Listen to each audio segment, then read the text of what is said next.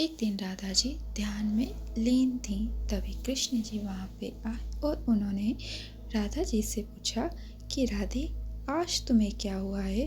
तुम इस तरह से ध्यान में लीन हो।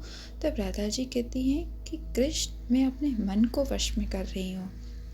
कृष्ण जी मुस्कुराए और उन्होंने कहा, तुम अपने मन को कैसे वश में करोगी? तब राधा जी कहती हैं कि मैं ध्यान करूँगी।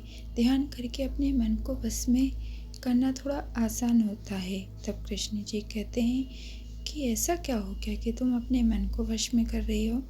तब राधा कहती हैं कि कृष्ण, मैं अक्सर कभी भी कुछ कार्य करती हूँ, मेरा मन उस कार्य से हटके दूसरे कार्य में जुड़ जाता है। जब जब मैंने ये प्रयत्न किया है कि मैं अपना कोई भी कार्य पूर्ण करूँ, तब तब मेरा मन मुझे भटका देता है। और इस तरह से अगर मेरा मन मुझे भटकाएगा तो मैं अपने किसी भी कार्य को कैसे पूर्ण कर पाऊँगी। ये मैंने तय किया है कि सबसे पहले तो मैं अपने मन को वश में करूँगी, चाहे इसके लिए मुझे कितना ही गहरा ध्यान करना पड़े, पर मैं अपने मन को वश में करके मानूंगी। क्योंकि कहते हैं कि मन जिसके बस में होता है उसकी कभी हार नहीं होती है, वो अपने सभी कार्य को पूरी शिद्दत से कर सकता है। इसीलिए कृष्ण, मुझे अपने मन को वश में करना है। और भला कृष्ण, ये तुम मुझसे क्यों पूछ रहे हो कि मैं ध्यान क्यों करती हूँ? तुम भी तो ध्यान करते हो और तुम अपने ध्यान में इतने निपुण हो कि अपने मन को पूर्णतः अपने वश में कर लेते हो। तब कृष्ण जी मुस्कुरा के कहते हैं, हाँ राधे, ये तो सही है कि मैं ध्यान करता हूँ, परंतु ध्यान एक दिन की या 2 दिन की साधना नहीं है, ये बरसों की साधना है। उसके पश्चात ही अपने मन को आप वश में कर सकते हो। वैसे सही है, जिस व्यक्ति का मन वश में होता है वो सारे जग को जी सकता है। वो अपने जीवन की बड़ी से बड़ी कठिनाइयों को अपने मन के विचारों से बदल सकता है, उसमें विजय प्राप्त कर सकता है।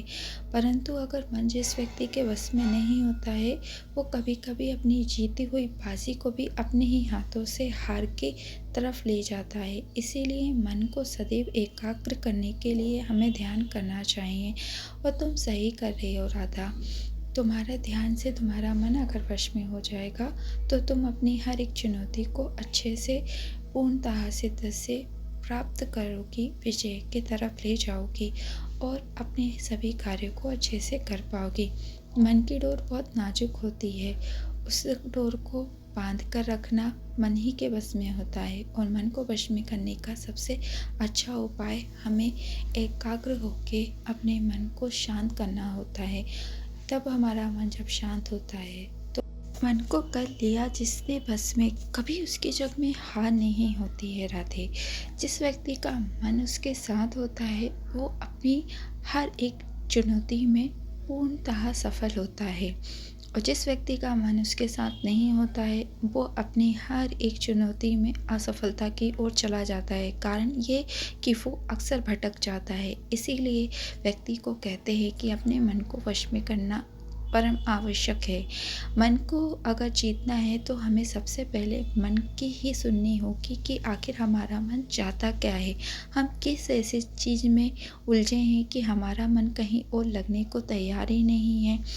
जब व्यक्ति अपने मन की इस परेशानी से निकल जाता है तो वो अपने मन को पूर्णतः वश में करने के मार्ग पे आगे जा सकता है। मन की डोर बहुत नाजुक होती है, इस डोर को अगर गुस्से से, क्रोध से जोड़ेंगे तो नहीं जुड़ेगी, पर अगर इसी मन की डोर को हम प्रेम से बांधेंगे तो ये बहुत आसानी से बंध जाएगी। इसीलिए राधा, तुम बहुत सही कर रही हो, तुम्हारे ध्यान में मैं भी तुम्हारी सहायता करूँगा।